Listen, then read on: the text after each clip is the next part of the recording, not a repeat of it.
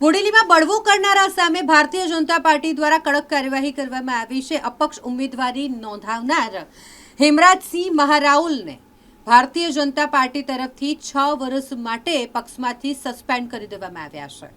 સ્થાનિક સ્વરાજ્યની ચૂંટણી પહેલા બોડેલીમાં રાજકીય માહોલ ગરમાયો છે।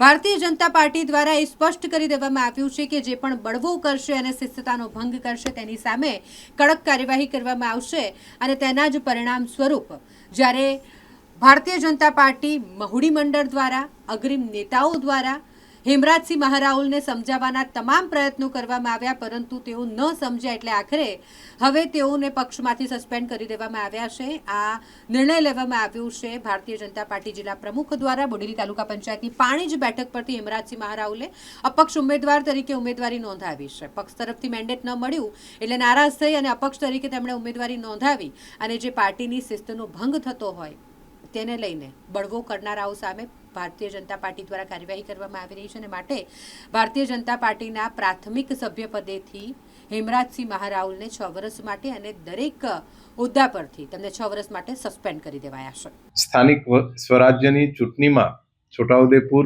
જિલ્લામાં બોડેલી તાલુકા પંચાયતમાં આવતી પાનેજ તાલુકા પંચાયત સીટ ઉપર ભારતીય જનતા પાર્ટીના કાર્યકર્તા હેમરાજસિંહ મહેન્દ્રસિંહ મહારાઉલજી ઉર્ફે શિવ એમને ભારતીય જનતા પાર્ટીના જે માન્ય ઉમેદવાર છે એમની વિરુદ્ધમાં જઈને પાર્ટીના શિસ્તનો ભંગ કરીને અપક્ષ ઉમેદવારી કરી છે।